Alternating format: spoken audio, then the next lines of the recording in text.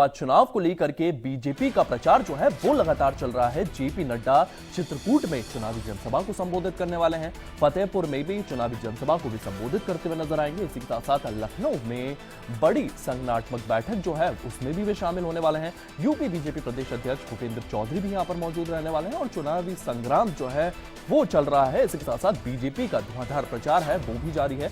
BJP के राष्ट्रीय अध्यक्ष जेपी नड्डा तमाम जगहों पर आज मीटिंग करते हुए नजर आएंगे। इसी के साथ साथ वे जनता को भी संबोधित करते हुए नजर आने वाले हैं। जेपी नड्डा चित्रकूट में चुनावी जनसभा को संबोधित करेंगे।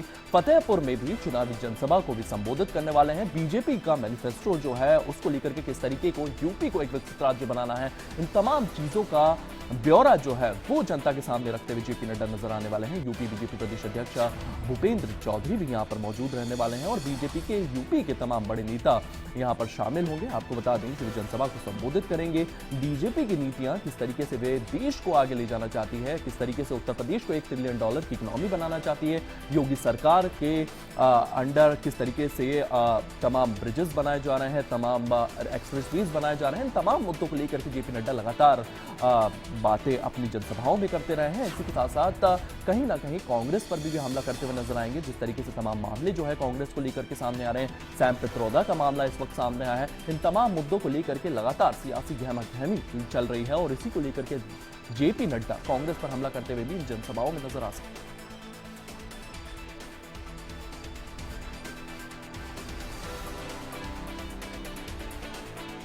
तो यूपी में जेपी नड्डा की ये 2 जनसभाएं होना है और इसी के साथ साथ संगठनात्मक बैठक में भी वे शामिल होंगे।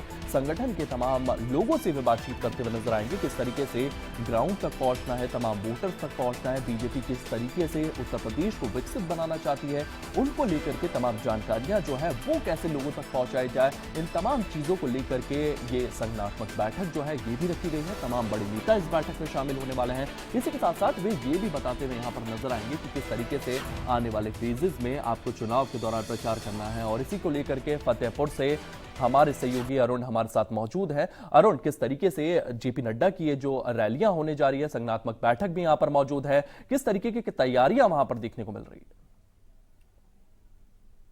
जेपी नड्डा फतेहपुर के बिंदकी विधानसभा के बिंदकी कस्बे में जानकारी है कि 3:30 बजे उनका आगमन होगा और इसके बाद जो केंद्रीय मंत्री बीजेपी के प्रत्याशी हैं साध्वी निरंजन ज्योति, उनके पक्ष में जेपी नड्डा जनसभा को संबोधित करेंगे।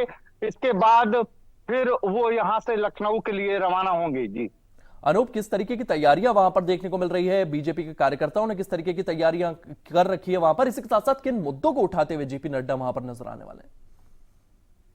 देखिए, तैयारियां को अंतिम रूप दिया जा रहा है। जो पांडाल है उनके कार्यक्रम का, जनसभा का, वो पांडाल पूरे कल ही तैयार कर लिया गया था और जो मुद्दों की आप बात कर रहे हैं तो जरूर है कि जेपी नड्डा जब संबोधित करेंगे कार्यकर्ताओं को, जनसभा को, तो वो पार्टी की जो उपलब्धियां हैं उनको जरूर जनता के बीच रखेंगे, क्योंकि जो उनकी पार्टी ने कई महत्वपूर्ण काम किए हैं, जैसे राम मंदिर का मुद्दा है, गरीबों को मुफ्त राशन का है, उज्ज्वला योजना है जो गरीबों को कहीं ना कहीं गरीब महिलाओं को धुएं से मुक्त करती है।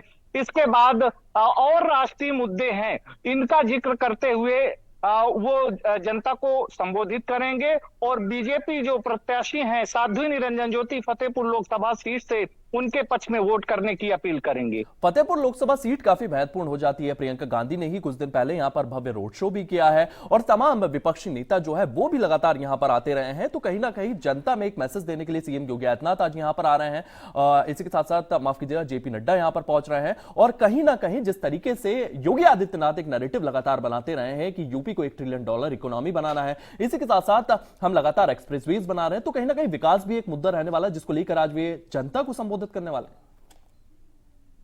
बिल्कुल, देखिए, विकास मुद्दा रहेगा क्योंकि फतेहपुर में साध्वी निरंजन ज्योति 10 साल से सांसद हैं बीजेपी की और फतेहपुर के लिए कई उपलब्धियां भी मिली हैं इनकी सरकार में।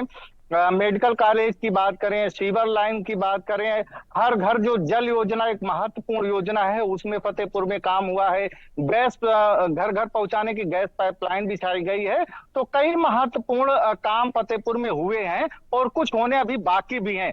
तो जेपी नड्डा की जो जनसभा है उस पे जो पार्टी की उपलब्धियां हैं उस पर फोकस करते हुए जेपी नड्डा जनसभा को संबोधित करेंगे और साध्वी निरंजन ज्योति के पक्ष में मतदान करने की जनता से अपील करेंगे।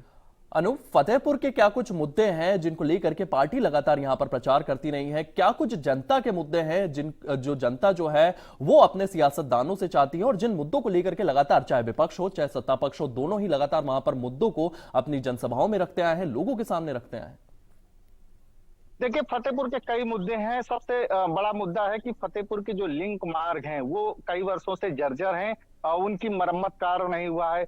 दूसरा फतेहपुर का मुद्दा है कि जो किसानों की आमदनी दोगुना करने का वादा किया जाता है सरकार की ओर से, उसमें जो किसान हैं वो अन्ना मवेशियों से परेशान है। गौशालाएं जरूर सरकार ने स्थापित कराई हैं फतेहपुर में, लेकिन वो नाकाफी साबित हो रही हैं। किसानों की फसलों को अन्ना मवेशी नष्ट कर रहे हैं, जिससे किसानों को नुकसान होता है। इसके अलावा स्वास्थ्य व्यवस्था की बात करें तो मेडिकल कॉलेज जरूर फतेहपुर में 2019 में स्थापित किया गया है, लेकिन इलाज की जो अगर बात करें तो इलाज की व्यवस्थाएं उतनी सुगम नहीं है, उतनी दुरुस्त नहीं है कि अगर कोई गंभीर मरीज फतेहपुर में जिला अस्पताल में भर्ती कराया जाता है तो उसे कानपुर रेफर कर दिया जाता है। फतेहपुर के लोगों को इलाज के लिए प्रयागराज और या फिर कानपुर के चक्कर काटने पड़ते हैं। तो बहुत सारे ऐसी अभी काम हैं जो इस सरकार को करने होंगे और फतेहपुर में की जनता के लिए कई ऐसे कार्य हैं जिसको अभी करना बाकी है।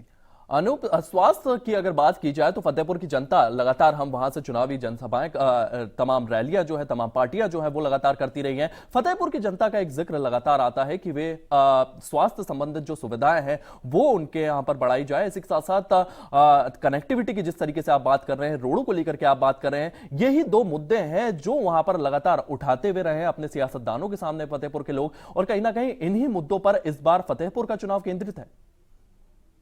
जी बिल्कुल, देखिए इस चुनाव में सबसे अहम बात है कि अन्य चुनाव में हम लोग देखा करते थे कि राष्ट्रीय मुद्दों पर चुनाव होता था, प्रदेश के क्या बड़े मुद्दे हैं इस पर चुनाव होता था, लेकिन इस बार चुनाव में देखा जा रहा है कि स्थानीय मुद्दों पर जो मतदाता हैं वो ज्यादा फोकस कर रहे हैं, ज्यादा ध्यान दे रहे हैं। फतेहपुर में सबसे बड़ी एक समस्या है, मैं आपको बताऊं कि युवाओं के लिए रोजगार की लोकल स्तर में कोई व्यवस्था नहीं है। इससे युवा वर्ग, जो युवा मतदाता है, वो भी इस चीज की मांग करता है सरकार से कि लोकल स्तर में जो सरकार का एक ये सरकार ने एक नारा दिया था, वन जनपद वन प्रोडक्ट, इसके तहत फतेहपुर में निवेश तो हुआ है लेकिन उतनी फैक्ट्रियां नहीं लग पाई हैं कि यहाँ के युवाओं को पर्याप्त मात्रा में रोजगार मिल सके। यहाँ के जो युवा हैं वो मुंबई, गुजरात, अन्य प्रदेशों में जाकर के अपने काम के लिए वो अपने रोजगार के लिए जाते हैं। तो ये एक बड़ा मुद्दा है जिससे युवा मतदाता भी कहीं ना कहीं जिसकी मांग करता हुआ नजर आ रहा है। जी अनूप, तमाम जानकारी के लिए आपका बहुत बहुत धन्यवाद। तो जेपी नड्डा की तमाम रैलियां